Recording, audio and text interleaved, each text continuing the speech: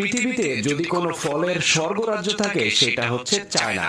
সৃষ্টিকর্তা যেন চায়নাতে সকল নিয়ামত একেবারে ঢেলে দিয়েছে। আজকে আপনাদেরকে চায়নার একজন সফল কৃষকের ফলের বাগান দেখাবো।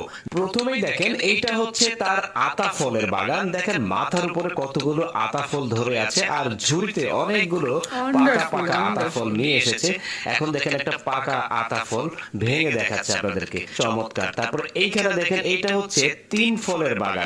এই 3 ফলটা অনেক বেশি নরম, সুস্বাদু আর পুষ্টিকর হয়ে থাকে। এই কৃষকের মোটামুটি সব ধরনের ফলেরই গাছ রয়েছে। ভিডিওটা শেষ পর্যন্ত দেখতে থাকুন, আশা করি আপনাদের অনেক ভালো লাগবে। আর প্রত্যেকটা ফলই একেবারে বাজারের বাছাই করা সবচেয়ে সেরা জাতের ফল চাষ করে থাকে সে।